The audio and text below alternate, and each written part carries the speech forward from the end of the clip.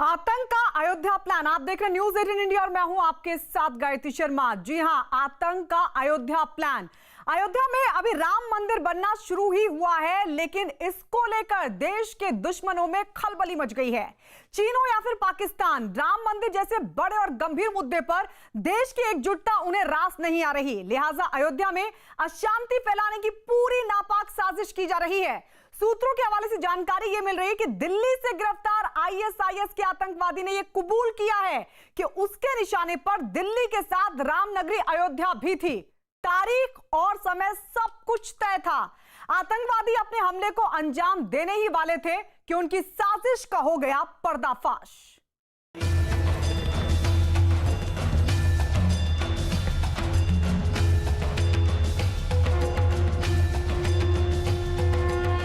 राम जी का ये संदेश है, भय बिनु होई न प्रीति।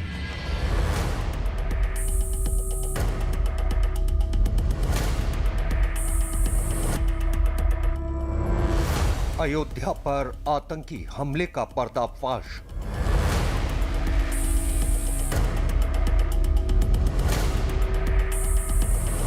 आतंक के निशाने पर थी श्री राम की नगरी। सियावर रामचंद्र की जय सिया राम, जय सिया राम।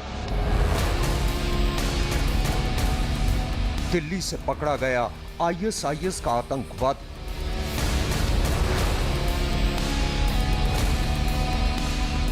शिलान्यास स्थल पर बम गिराने की साजिश थी।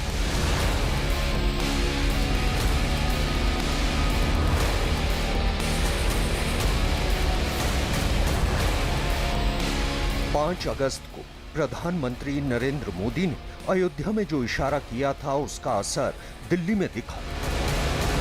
ये भी श्री राम की नीति है, भय बिनु होई न प्रीति। दिल्ली के धौला कुआं इलाके से गिरफ्तार आईएसआईएस के एक आतंकवादी को दिल्ली पुलिस की स्पेशल सेल ने धर दबोचा।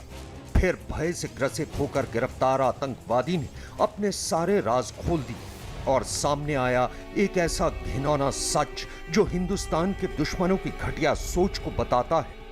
राजधानी दिल्ली के धौला कुआं इलाके से गिरफ्तार आईएसआईएस के आतंकी ने कुछ देर की पूछताछ के बाद ही स्पेशल सेल के सामने सब कुछ उगल दिया। स्पेशल सेल की पूछताछ में इस आतंकी ने खुलासा किया कि दिल्ली के भीड़ भाड़ वाले इलाके आईएसआईएस के निशाने पर थे। इतना ही नहीं, अयोध्या में भी आईएसआईएस एक बड़े हमले की साजिश को अंजाम देना चाहता था। यही नहीं, बलरामपुर का रहने वाला यह आतंकी अपने बाकी साथियों के साथ मिलकर महत्वपूर्ण ठिकानों की रेकी भी कर चुका था। यही वजह है कि स्पेशल सेल की टीम अब उत्तर प्रदेश के बलरामपुर में छापेमारी कर रही है। ये जो बीच में जीन्स और शर्ट पहने मुंह पर गमछा बांधे शख्स दिख रहा है, यही है आईएसआईएस का वो आतंकवादी जिसे दिल्ली पुलिस की स्पेशल सेल ने पकड़ा है। इस आतंकवादी का नाम अबू यूसुफ है। इसकी उम्र करीब 30 साल बताई जा रही है, जो उत्तर प्रदेश के बलरामपुर का रहने वाला है। इसके पास से 2 आईईडी बरामद की गई। साथ ही इसके पास एक पिस्टल, 4 कारतूस और एक मोबाइल फोन भी थे। पुलिस के मुताबिक ये एक प्रशिक्षित आतंकवादी है। इसने अपना जो सिस्टम है, जो इसका एक्सप्लोसिव डिवाइस है, ये इसने एक बार गांव में चला के देखा है कि चलता है कि नहीं। वो ये बता रहा है कि इसने अपने गांव में कई महीने पहले ट्राई करके दिया था। बीच में फिर कोविड के रेस्ट्रिक्शंस के कारण इसका मूवमेंट रिस्ट्रिक्ट हो गया था और 15 अगस्त के आसपास इसने अटेम्प्ट किया था कि दिल्ली में एक अटेम्प्ट लिया जाए, बट यहाँ पे उस वक्त सिक्योरिटी अरेंजमेंट्स काफ़ी स्ट्रॉन्ग थे, तो इसकी हिम्मत नहीं हुई, ये मतलब सक्सेसफुल नहीं हो पाया। फाइनली कल जब ये आया तो ये पकड़ा गया। दिल्ली से पकड़े जाने पर अबू से पूछताछ का सिलसिला शुरू हुआ। पहले इसने एक शातिर की तरह पुलिस अधिकारियों को खूब परेशान किया। सवालों के उल्टे सीधे जवाब दिए, अपने 6 जगह ठिकाने बताता रहा, लेकिन पुलिस ने अपना रंग दिखाया तो भय से इसकी हालत खराब हो गई। फिर उसने सारे राज उगल दिए। दिल्ली से गिरफ्तार अबू यूसुफ ने अपने कई राज बताए। ये भी बताया कि उसने दिल्ली में रेकी कर ली थी और कई घटनाओं को अंजाम देना था। लेकिन अबू यूसुफ के मुंह से अयोध्या का नाम सुनकर सभी अधिकारी चौंक पड़े। उसके बाद अबू ने जो बताया उसे सुनकर अधिकारी दंग रह गए। जिस अयोध्या में प्रधानमंत्री नरेंद्र मोदी ने 5 अगस्त को भव्य राम मंदिर की नींव रखी थी, जहां आज भी भारी तादाद में लोग रामलला के दर्शन के लिए पहुंच रहे हैं, अबू और उसके आतंक के आकाओं ने उस अयोध्या को अपने निशाने पर ले रखा था। दिल्ली पुलिस से मिली जानकारी के मुताबिक आतंकियों के निशाने पर थी अयोध्या नगरी। 5 सितंबर तक हमले की साजिश रची गई थी। मंदिर शिलान्यास के 1 महीने के भीतर हमला करना था। अबू के मुताबिक वो उत्तर प्रदेश से बदला लेना चाहता था। अबू दंगा करने वालों की संपत्तियों की कुर्की वाले कानून से भी नाराज था। गिरफ्तार आतंकवादी अबू यूसुफ के मुताबिक उसके आकाओं ने राम मंदिर, सीएए और दंगाइयों की संपत्ति कुर्क करने समेत उत्तर प्रदेश में इनकाउंटर्स में मुसलमानों को निशाना बनाए जाने को लेकर कहानियां सुनाई थी और उसे भड़काया था और इन्हीं सब मसलों का बदला लेने के लिए उसे भेजा गया था।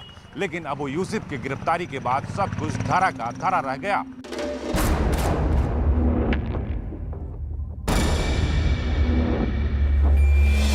आतंकवादी की गिरफ्तारी के बाद से ही उत्तर प्रदेश के कई शहरों में सुरक्षा बढ़ा दी गई है। नेपाल के बॉर्डर पर निगरानी चौकस है।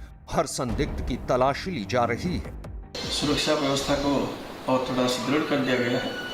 विशेष करके ये क्योंकि त्योहारों का समय है, उसको ध्यान में रखते हुए पुलिस फोर्स को विभिन्न महत्वपूर्ण स्थान पर चेक करना, संदिग्ध व्यक्तियों की तलाशी करना, संदिग्ध स्थानों के ऊपर विशेष नज़र रखना, इसके लिए काफ़ी हम लोग अलर्ट कर दिए हैं। नेपाल बॉर्डर में एसएसबी के साथ मिलकर हम लोग विशेष सुरक्षा, विशेष चौकसी रख रहे हैं। ये काफ़ी दिनों से रख रहे हैं। 15 अगस्त से पहले भी अलर्टनेस जारी हुआ था और इस परिप्रेक्ष्य में भी हम इसको अलर्ट कर रहे हैं।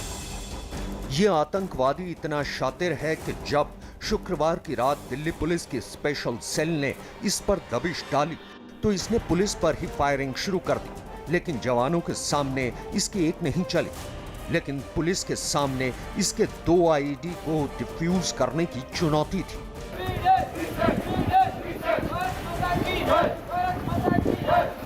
भारत माता की जय नारे के साथ मौके पर पहुंची एनएसजी की बम डिस्पोजल यूनिट ने 1 मिनट में दोनों आईईडी को डिफ्यूज कर दिया। दिल्ली से पकड़े गए आईएसआईएस आतंकी के पास से बरामद 2 आईईडी को बुद्धा पार्क में डिफ्यूज किया गया। देखिए, उसी जगह पर हम मौजूद हैं, पार्क के अंदर, जहां मिट्टी के अंदर डालकर उन बमों को डिफ्यूज किया गया है। आप देख सकते हैं यहाँ कॉर्डन किया गया है, एक गड्ढा किया गया, उसके बाद इन जो बम बरामद हुए थे आतंकी के पास से उन्हें डिफ्यूज किया गया है मिट्टी में दबाकर। आसपास देखेंगे आप, स्पेशल सेल के लोग भी यहाँ पर खड़े हुए हैं। पुलिस सूत्रों के मुताबिक अबू यूसुफ का संबंध अफगानिस्तान में बैठे आतंकवादियों के साथ था।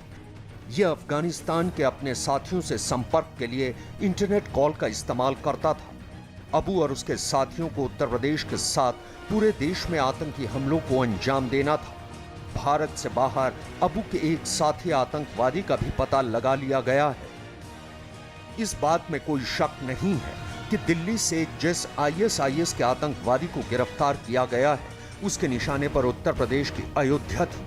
वही अयोध्या जिसके नाम का डंका इस समय पूरे देश में बज रहा है, जहां भव्य राम मंदिर का निर्माण किया जा रहा है। लेकिन आतंक के सौदागरों को भारत की ये खुशी रास नहीं आ रही।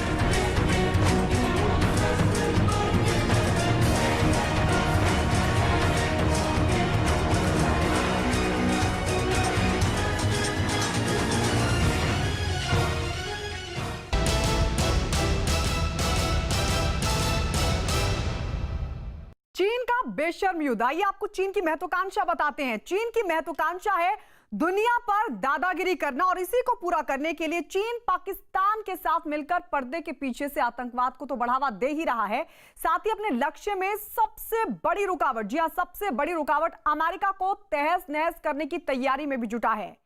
पूरी दुनिया जब वुहान शहर से फैले कोरोना से लड़ने की जुगत में जुटी थी, तब चीन अपने लक्ष्य को हासिल करने के लिए प्रशांत महासागर में एक छोटे से टापू पर अपना सैन्य अड्डा बनाने की तैयारी में जुटा था। इस छोटे से द्वीप का नाम है किरिबास। महासागर के बीच इस द्वीप की लोकेशन इतनी अहम है कि यहां सैन्य अड्डा बनाने के बाद चीन अमेरिका को घेर सकता है। चीन ने अपने इस मिशन को पूरा करने में पूरी ताकत झोंक दी है। और अब किरिबास से आई एक तस्वीर पर चीन पूरी दुनिया में घिर गया है। आइए रिपोर्ट आपको दिखाते हैं।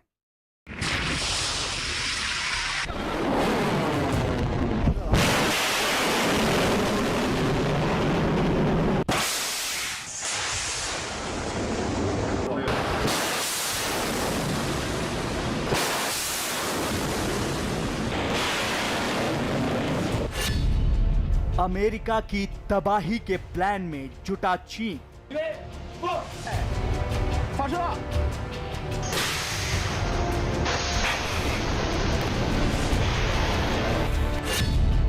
प्रशांत महासागर में सैन्य अड्डा बनाने की तैयारी। अमेरिका के गुआम द्वीप की काट में किरिबास में चीन की टेढ़ी चाल। चीन की चाल को समझने के लिए आपको यह तस्वीर देखनी होगी। यह तस्वीर है किरिबास द्वीप पर पहुंचे चीन के राजदूत की।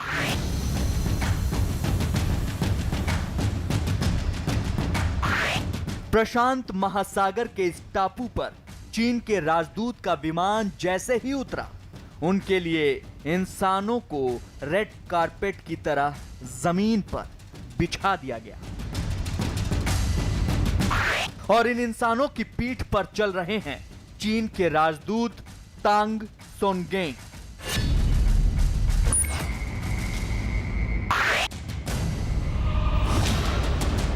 देखिए किस तरह तांग सोनगेन के अगल बगल दो महिलाएं उनका हाथ थामे चल रही हैं और चीन के राजदूत इंसानों की पीठ पर चलकर किरिबास द्वीप की धरती पर कदम रख रहे हैं। राजदूत के साथ आए उनके पूरे डेलीगेशन ने भी ऐसा ही किया। किरिबास द्वीप समूह से आई इस तस्वीर के बहुत अहम मायने हैं।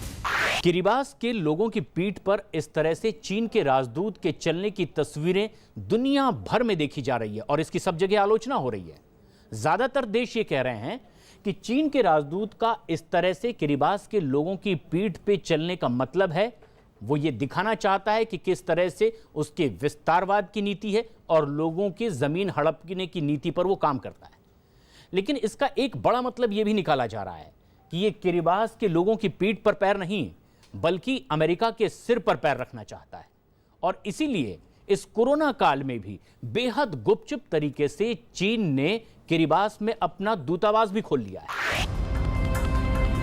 किरिबास एक आजाद देश है जिसकी आबादी करीब 1.25 लाख है। इस देश के राष्ट्रपति टेनेटी ममाऊ को चीन ने कर्ज के जाल में फांस लिया है। दरअसल चीन ने कुछ ही दिनों में किरिबास को अरबों डॉलर का कर्ज दिया है। कोरोना के समय में मास्क, पीपीई किट भी किरिबास भेजे हैं।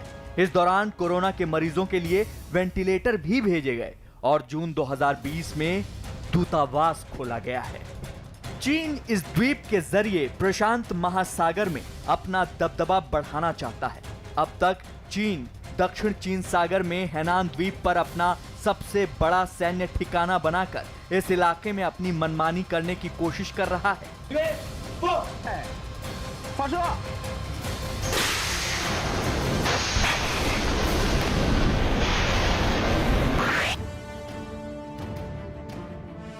लेकिन दक्षिण चीन सागर में अमेरिका का नेवल बेस गुआम द्वीप पर है, जहां उसके जंगी जहाज और पनडुब्बियां तैनात हैं और जैसे ही चीन दादागिरी दिखाने की कोशिश करता है तो अमेरिका के जंगी बेड़े उसकी हेकड़ी निकालने पहुंच जाते हैं। इसलिए चीन चाहता है कि प्रशांत महासागर में अमेरिका को उसके घर के नजदीक ही घेरा जाए। चीन के लिए किरिबास द्वीप इतना अहम क्यों है, यह भी समझ लीजिए। किरिबास द्वीप प्रशांत महासागर में अमेरिका के नजदीक है। किरिबास द्वीप से अमेरिकन सैमोआ द्वीप समूह की दूरी मात्र 2300 किलोमीटर है। अमेरिकन सैमोआ द्वीप के टुटुइला पर अमेरिका का बड़ा नेवी बेस है और इस द्वीप से वॉशिंगटन डीसी की दूरी सिर्फ 6000 किलोमीटर है। मतलब ये कि चीन अगर इस द्वीप पर अपनी पनडुब्बी, जंगी जहाज और बम वर्षक विमान तैनात कर देता है तो अमेरिका के लिए खतरा बढ़ जाएगा और प्रशांत महासागर में भी चीन दक्षिण चीन सागर जैसी मनमानी करके कई द्वीपों पर कब्जा करने की चाल चलेगा। कोरोना वायरस और साउथ चाइना सी को लेकर अमेरिका और चीन के बीच तनातनी बढ़ती जा रही है। अमेरिका इस बात का पहले ही ऐलान कर चुका है कि चीन को जवाब देने के लिए अब एशिया में अपने सैन्य ठिकानों को वो बढ़ाएगा, अपनी सेनाओं को बढ़ाएगा।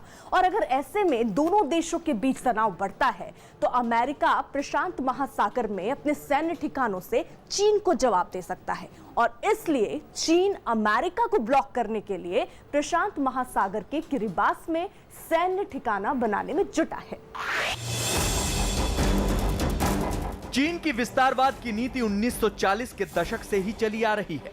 अपने पड़ोस के इलाकों पर कब्जा करने के साथ साथ उसकी नजर समुद्री व्यापार के रास्तों और सैन्य ठिकानों पर भी है। 2006 में जब वेन जियाबाओ चीन के राष्ट्रपति थे, तब से चीन किरिबास में अपना अड्डा जमाने की तैयारी कर रहा था और 14 साल बाद उसने किरिबास में कदम रख ही दिया। किरिबास में कदम रखने के पीछे चीन का एक बहुत बड़ा डर है, अमेरिकी सेना का नेवल बेस गुआम द्वीप। क्योंकि गुआम द्वीप पर तैनात नेवी के जंगी बेड़े और मिसाइलों का मुंह ट्रंप ने चीन की तरफ मोड़ दिया है।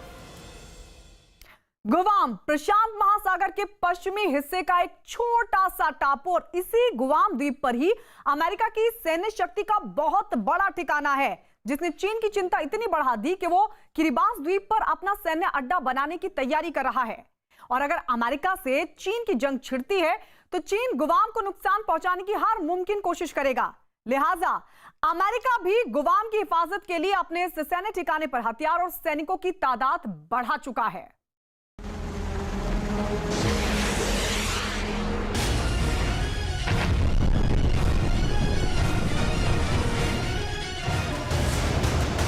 कोरोना काल में अमेरिका और चीन में जंग के हालात बनते जा रहे हैं। डोनाल्ड ट्रंप और जिनपिंग में तल्खियत अपने चरम पर है। दुश्मनी की चिंगारी किसी भी दिन जंग के शोले भड़का सकती है। इन हालात में दोनों देश पूरी तरह चौकस हैं। सेनाएं अलर्ट पर हैं। कभी भी युद्ध का शंख बज सकता है। लेकिन इन हालात में चीन की सबसे बड़ी चिंता बन गया है गुआम द्वीप। इस गुआम द्वीप पर ही अमेरिका की सैन्य शक्ति का बहुत बड़ा ठिकाना है, जिसने चीन की चिंता इतनी बढ़ा दी है कि वो किरिबास द्वीप पर अपना सैन्य अड्डा बनाने की तैयारी कर रहा है। गुआम प्रशांत महासागर के पश्चिमी हिस्से का एक छोटा सा टापू है जो 1950 से अमेरिका के पास है। आज गुआम द्वीप अमेरिका का सबसे बड़ा सैन्य अड्डा बन चुका है। कहते हैं यहां पर इतने हथियार हैं जितने अमेरिका के अंदर नहीं हैं। पहले आप यह जान लीजिए कि गुआम द्वीप ट्रंप के लिए इतना अहम क्यों है। गुआम द्वीप पर अमेरिका के कुल 3 सैन्य अड्डे हैं। इस द्वीप पर अमेरिका का एक बड़ा नेवी बेस है। गुआम द्वीप पर परमाणु हमले के लिए अमेरिकी पनडुब्बियां तैनात रहती हैं। इसी जगह पर अमेरिका का एयरबेस भी है। यह एयरबेस प्रशांत महासागर इलाके का सबसे बड़ा एयरबेस है। द्वीप पर अमेरिकी लड़ाकू विमानों का बेड़ा हमेशा तैयार रहता है। सीधे तौर पर समझे तो गुआम द्वीप अमेरिका के लिए हथियारों की एक बहुत बड़ी फैक्ट्री है। यहां इतना गोला बारूद रखा है कि अमेरिका किसी भी देश से जंग लड़ सके। साथ ही बड़े पैमाने पर परमाणु हथियारों की भी तैनाती की गई है। जिस गुआम द्वीप को अमेरिका की ताकत कहा जाता है, वही इस समय जिनपिंग की सबसे बड़ी कमजोरी बनी हुई है, जिसका कारण है इसकी भौगोलिक स्थिति। गुआम द्वीप प्रशांत महासागर के पश्चिमी हिस्से में है, जहां से चीन की दूरी महज 5000 किलोमीटर है।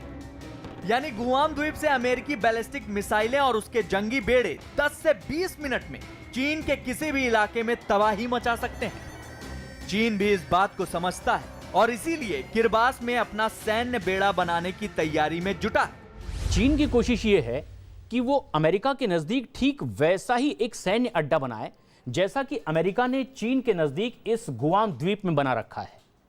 और चीन की कोशिश ये है कि अगर वो इसी तरह का एक मजबूत सैन्य अड्डा उस जगह पर बना पाए जहां से अमेरिका तक उसकी पहुंच कारगर हो, तो फिर उसे एक बड़ी कामयाबी हासिल होगी। और सिर्फ वो अमेरिका तक जल्द ही पहुंच नहीं पाएगा, बल्कि अमेरिका के नजदीक ऐसा सैन्य अड्डा बना करके वो प्रशांत महासागर में एक बड़ी पैठ करते हुए अमेरिका के लिए तकलीफ भी पैदा कर सकता है। चीन चाहता है कि वो अपने जंगी बेड़े और बॉम्बर विमान किरिबास में तैनात करके ताकत बढ़ाए, क्योंकि गुआम में अमेरिका की ताकत इतनी ज्यादा है कि चीन उसका मुकाबला नहीं कर सकता। चारों तरफ समुद्र से घिरे होने की वजह से गुआम में समुद्री तटों की भरमार है, लेकिन यहाँ सबसे ज्यादा खतरनाक माना जाता है दक्षिण पश्चिम हिस्से की उन पहाड़ियों को जिसके नीचे अमेरिका का नेवी बेस है। गुआम के दक्षिण पश्चिम हिस्से में अमेरिका की नौसेना का अड्डा है। यहाँ पर परमाणु हथियारों से लैस अमेरिका के डेस्ट्रॉयर युद्धपोत और विमानवाहक युद्धपोत तैनात हैं। इन युद्धपोतों पर B-52 लड़ाकू विमान परमाणु बम गिराने में भी सक्षम है। मतलब यह है कि अमेरिका अपनी परमाणु शक्ति के लिए बहुत हद तक गुआम पर निर्भर है। गुआम में अमेरिका की जान बसती है। ये बात अमेरिका के दुश्मन मुल्क बहुत अच्छे से समझते हैं और इसीलिए चीन ने अपनी नजर और मिसाइलों का रुख इसी टापू की ओर कर रखा है। साथ ही अमेरिका के नजदीक किरिबास पर भी उसकी टेढ़ी नजर पड़ गई है। अगर अमेरिका से चीन की जंग छिड़ती है तो चीन की नीति है कि गुआम को नुकसान पहुंचाने के साथ साथ किरिबास से भी अमेरिका पर हमले की तैयारी हो सके। अमेरिका ने गुआम द्वीप के तौर पर एक बहुत ही छोटा लेकिन बहुत ही शक्तिशाली अड्डा दुश्मनों के बीच बना रखा है। दरअसल गुआम की भौगोलिक स्थिति कुछ ऐसी है जिससे प्रशांत महासागर में अमेरिका की धौंस बनी रहती है और उसका टारगेट भी चीन है। लेकिन चीन के लिए सबसे बड़ी दिक्कत, रुकावट गुआम ही है। गुआम की अहमियत इस बात से समझिए कि इस द्वीप की मदद से अमेरिका की पहुंच दक्षिण चीन सागर, उत्तर कोरिया और ताइवान तक है। गुआम की मदद से ही अमेरिका ने दक्षिण चीन सागर में दखल दे रखा है, जहां उसका सीधा मुकाबला चीन से है। करीब 6000 स्क्वायर किलोमीटर में फैले इस टापू की आबादी 1,63,000 है। इसका 1/3 हिस्सा अमेरिकी फौज के हवाले है। इसी वजह से यहाँ 6000 से ज्यादा अमेरिकी सैनिक तैनात हैं और मौजूदा तनाव को देखते हुए संख्या बढ़ा दी गई है। इतना तय है कि आने वाले वक्त में चीन और अमेरिका का तनाव और बढ़ेगा, क्योंकि चीन किरिबास में अमेरिका के लिए खतरा बढ़ाने की तैयारी कर रहा है। ऐसे में गुआम और किरिबास टापू को लेकर ट्रंप को हमेशा चौकस रहना होगा।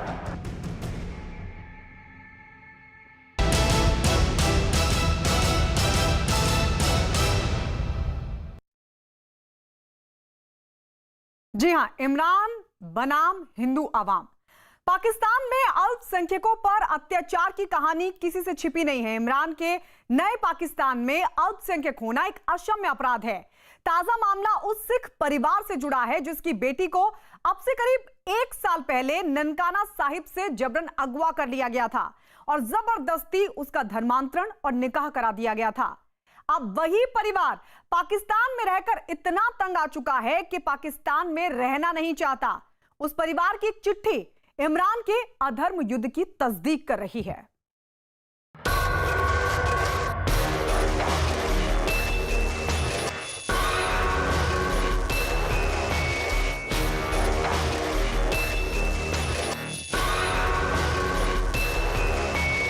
कम से कम इतना तो रहम करें, अब इस परिवार को वहां से निकलने की इजाजत तो सुरक्षित दें, इनको पासपोर्ट इशू करें। पाकिस्तान में अल्पसंख्यकों पर सितम का लिखित सबूत।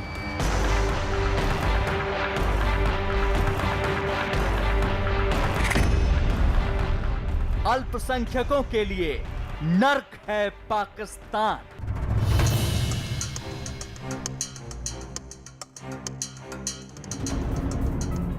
ये महज एक खत नहीं, बल्कि पाकिस्तान में अल्पसंख्यकों के साथ हो रहे गुनाह का वो सबूत है जो चीख चीख कर इस बात की गवाही दे रहा है कि इमरान के नए पाकिस्तान में अल्पसंख्यकों के साथ किस तरह पेश आया जाता है।